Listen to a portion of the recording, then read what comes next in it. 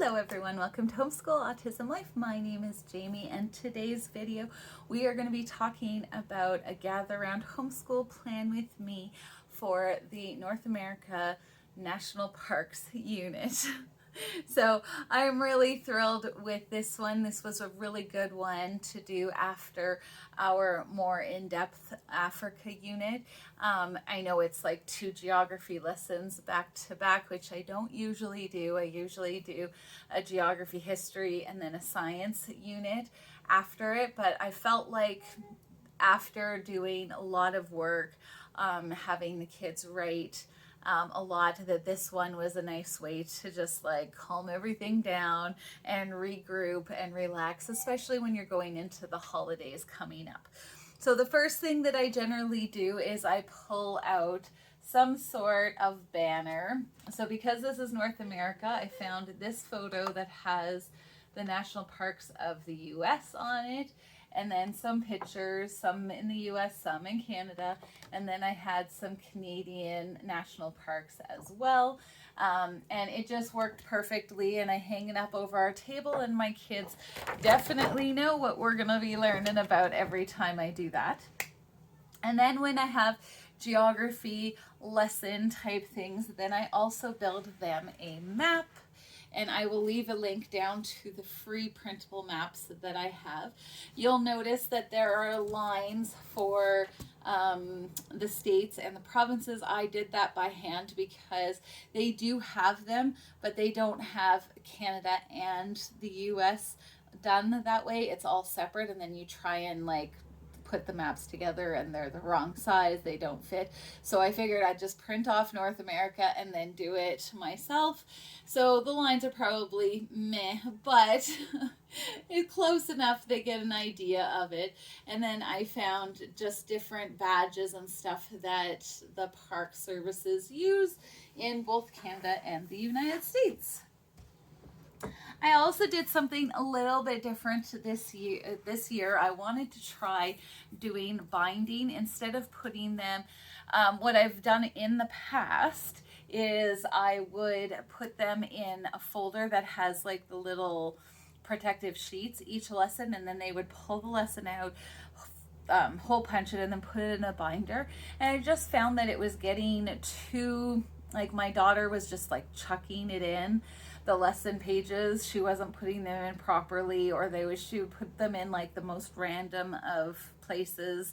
And I also thought it might be a nice change to do the binding and stuff. And then I also thought it might help a little bit if they have a book that looks like it's a proper book, that they might do a little bit better with doing their best effort. Because I have found in the past that it's just, oh, this is just a loose leaf piece of paper, and it's like scribble, scribble, scribble. And I'm sure that there is some of that still. But there's been a lot of talk in our house about what it means to do your best effort and why that's important, especially for believers, to do their work, even the stuff that they don't necessarily like, for the Lord. So this was a fun way to really help the kids just kind of change it up a little bit. Every once in a while, Mama likes to throw in something to change it up.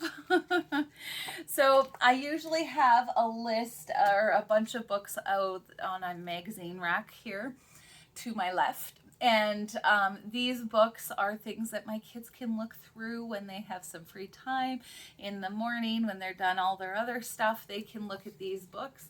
And so a lot of these were found at bookoutlet.ca or .com if you're from the States.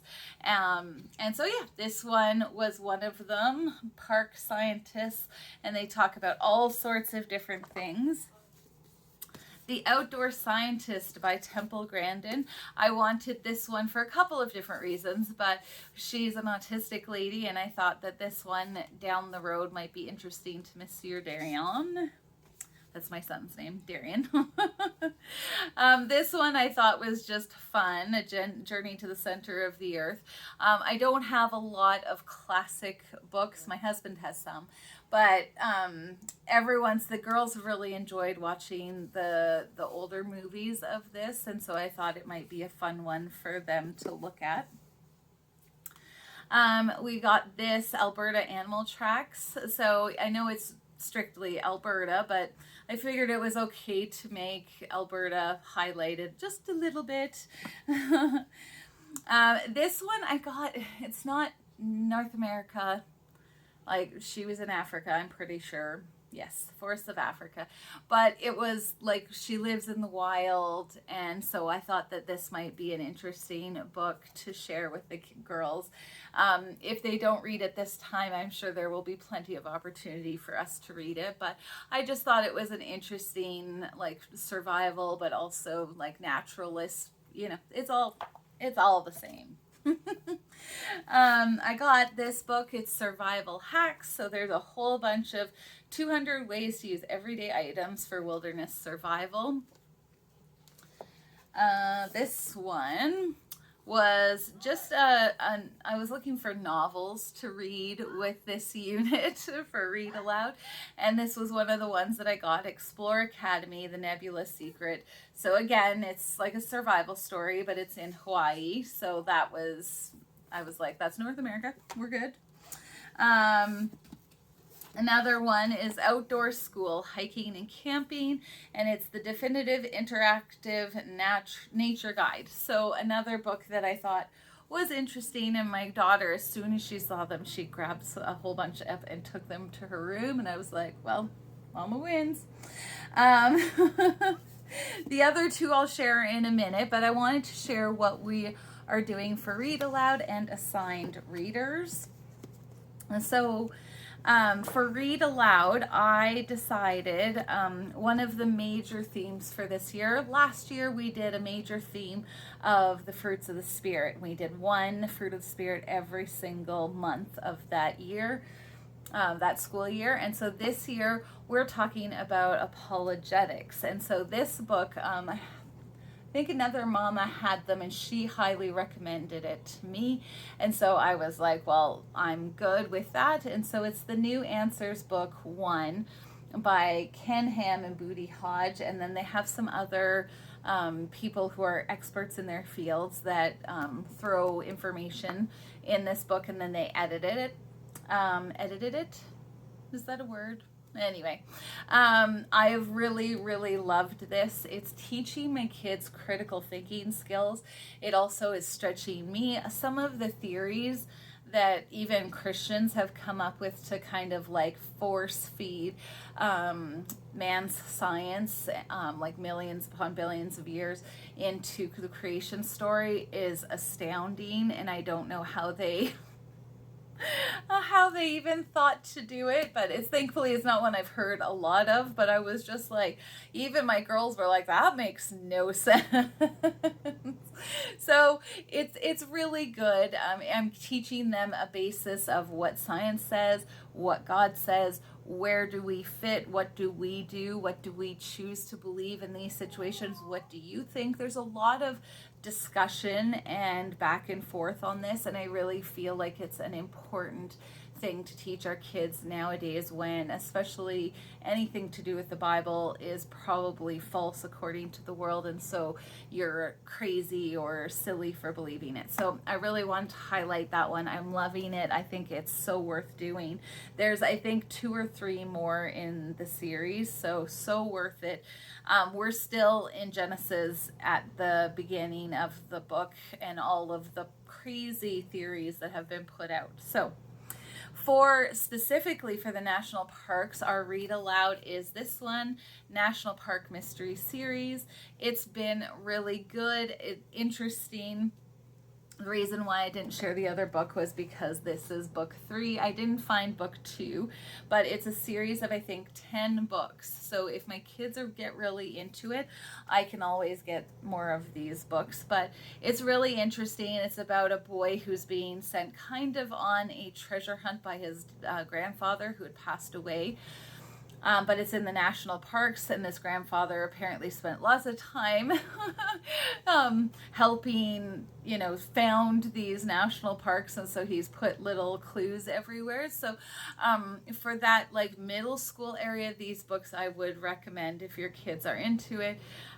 We did have a discussion though, because one of the parents, or the parents in the story, are letting their 3 12-year-old children go off into the wilderness, and like, yeah, I was like, oh wow.